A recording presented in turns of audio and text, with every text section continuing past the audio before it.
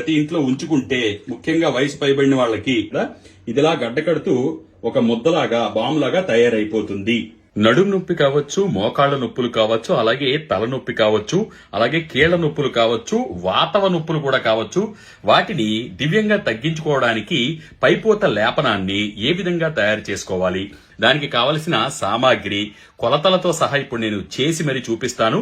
జాగ్రత్తగా చూసుకొని ఇంట్లో తయారు చేసుకుని మంచి ప్రయోజనం పొందాలని కోరుకుంటున్నాను. జై శ్రీరామ్. అందరికీ నమస్కారం. నేను ప్రదీప్ వానపల్లి. ముందుగా మా తల్లిదండ్రులకు, గురువులకు, పెద్దలకు పాదాలు పట్టి ప్రార్థిస్తున్నాను. ఇనప మూకుడిని మాత్రమే దీనికి వినియోగించుకోవాలి. ఇది పైపోత లేపనం మాత్రమే, శరీరం లోపలికి అంటే మింగి లోపలికి తీసుకునేటువంటి ఔషధం కాదు. 100 ml 100 మిల్లీలీటర్ల నాణ్యమైనటువంటి కొబ్బరి నూనెను వెయ్యండి. ముందుగానే ఒక గాజు సీసాలో చేసుకోవాల్సి ఉంటుంది. పుదీనా పువ్వు 100 గ్రాములు, వాము పువ్వు 100 గ్రాములు, అలాగే ముద్ద కర్పూరము 100 గ్రాములు అన్నింటినీ కూడా గ్లాస్ జార్ లో వేస్తే ఈ విధంగా కరిగిపోతుంది. ఇది నేను ఆల్రెడీ ఒక అరగంట ముందు వేసి సిద్ధం చేశాను. ఇది చాలా పవర్ఫుల్ గా ఉంటుంది. కంటికి మాత్రం తగలనివ్వకూడదు.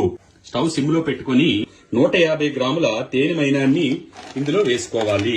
ఈ తేనెమైనంలో ఎన్నో ఔషధ గుణాలు ఉంటాయి. తేనెమైనం కరిగిపోతే ఈ వేసిన కొబ్బరి నూనెలో మనకి ఔషధం సిద్ధమైపోయినట్టే ఇంచుమించు.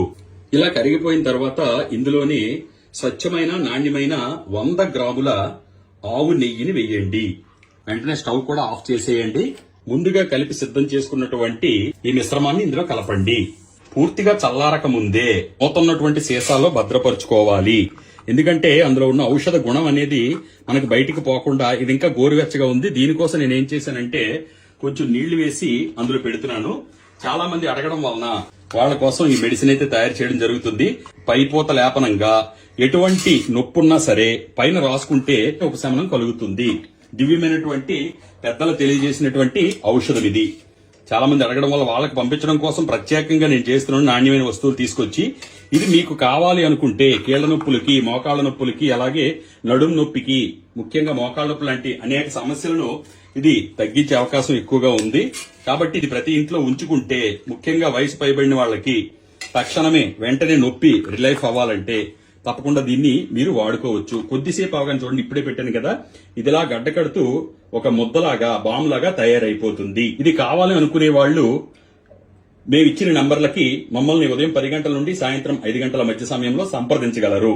సర్వే జన సుఖినో భవంతు, సర్వే సుజన సుఖినో భవంతు. ధన్యవాదాలు.